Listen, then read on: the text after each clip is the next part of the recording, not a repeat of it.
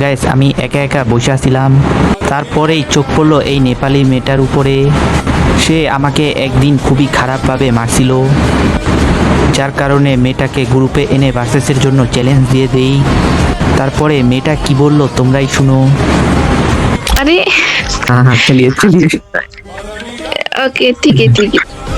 সে কিন্তু চ্যালেঞ্জটা অ্যাকসেপ্টও করে নেয়। তারপরে আমি স্টার্ট দিয়ে দেই।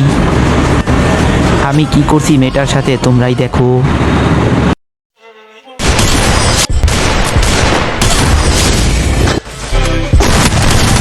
ओ ये